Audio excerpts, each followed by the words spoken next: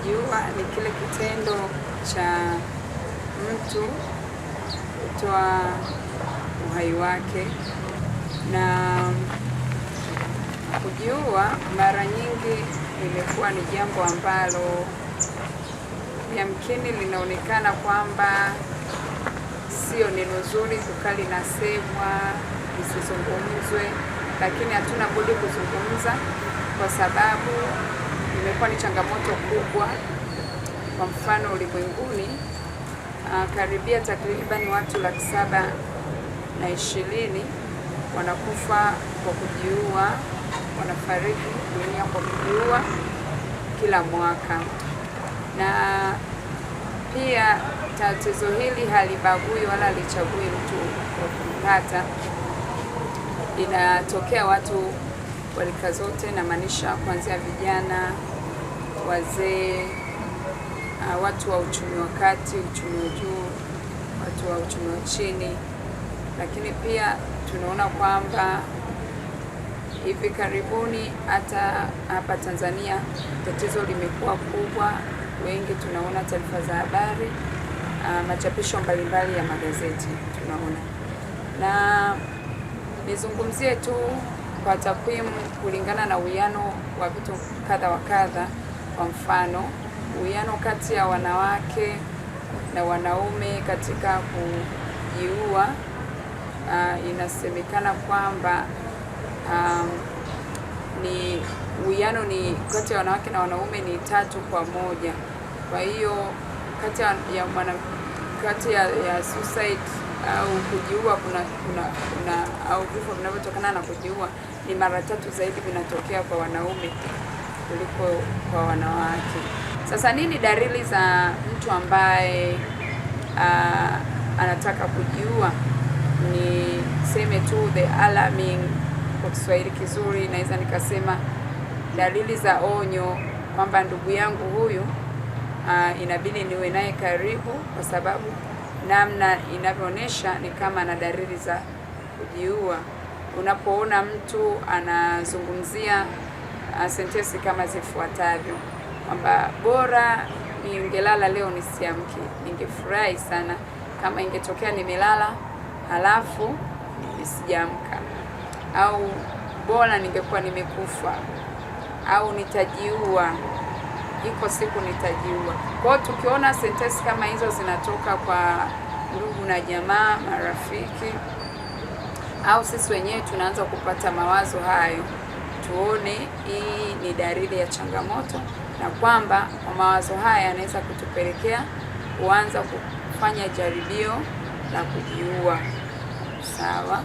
Na sasa tukiona ndugu yetu anapata hizo dalili, cha kwanza kabisa, namna ya kumsaidia, tunapaswa tumsikilize kwa upendo pasipo kumhukumu.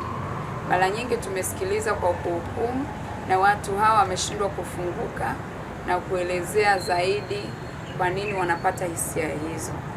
Lakini tuwepo kwa ajili ya kutoa usaidizi wa mawazo, lakini hata kwa kuwafikisha mahala pa msaada. Kwa hiyo mtu akiwa na mawazo namna hiyo, tuwe karibu kusudi kuendelea kumpa support na kumwelekeza sehemu ambayo anaweza kupata msaada zaidi. Kingine ni kufika kwenye vituo vya afya vilivyo karibu kwa ajili ya msaada, na kama uko karibu na hospitali ambazo zina vitengo vya afya akili na magonjwa ya akili kama Bugando, kwa hiyo utahitaji kumleta mgonjwa wako katika hospitali ya Bugando, ambapo watakutana na wataalamu. Kuna madaktari bingwa wa afya akili, magonjwa ya akili, lakini tuna wataalamu wa saikolojia, tiba mazungumzo na zingine, na tuna wataalamu wa tiba kazi na wa ustawi wa jamii. Kwa masaidizano ya wataalamu hawa wote tunaweza kumsaidia mtu asijiue. Niseme kwamba kuna dhana potofu ambazo ziko kwenye jamii zetu. Mara nyingi nitazungumzia dhana potofu chache. baadhi ambazo zipo kwamba mtu akishawaza kujiua au akitaka kujiua hakuna kitu tutafanya kumsaidia. Hii ninasema si kweli. Ukweli ni kwamba mtu ambaye ana hisia za kujiua au ameanza kupata mawazo ya kujiua, kwa sababu swala la kujiua linaanza na wazo. Mtu anawaza kujiua. Mtu aliyepata mawazo ya kujiua na tukawa karibu naye tukamsikiliza, inaweza kutusaidia sisi kumwezesha kupata utatuzi wa changamoto anaopitia, na hata tukamkinga na kuendelea na jaribio la kujiua na hata kifo tukakikinga. Basi wito wangu kwa jamii, tunapopata ndugu ambaye anawaza kujiua, maana kwenye kujiua kunaanza na wazo, lakini inaanza sasa ule uthubutu au jaribio la kujiua na mipango ya kujiua. Tunapoona mwenzetu anaanza kuwa na mawazo ya kujiua, amepata jaribio la kujiua, mwenye mawazo ya kujiua, tuanze kuzungumza naye, na kisha tukiona hatuwezi kufikia mwafaka, tufike kwa wataalamu. Tunawakaribisha Bugando, wataalamu tupo masaa 24 tupo Bugando, tunafanya kazi hizo. Lakini mtu ambaye amefanya jaribio la kujiua awaishwe hospitali kwenye matibabu ya mwanzo ya kumsaidia ili asife.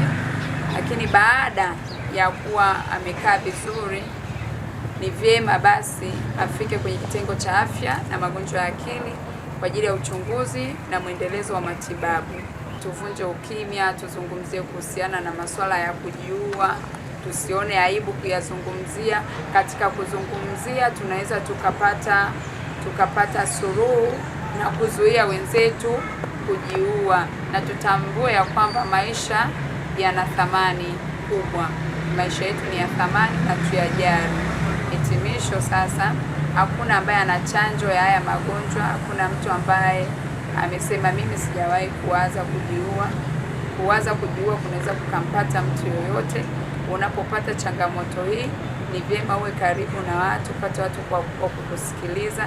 Na unapokosa kabisa mtu wa kukusikiliza, au unapoona kwamba humwamini mtu yoyote anayekuzunguka, basi tufike hospitalini kwa ajili ya msaada. Na pia tuondoshe unyanyapaa, kwamba kujiua sio kwamba mtu huyo ni anafanya kosa la jinai au labda amekosa imani. Ni kwa sababu anapitia changamoto za magonjwa ya akili, lakini pia inaweza kuwa changamoto za kiuchumi, changamoto za kindoa, changamoto mbalimbali. Kwa hiyo karibuni sana Bugando kwa ajili ya msaada zaidi. Asanteni.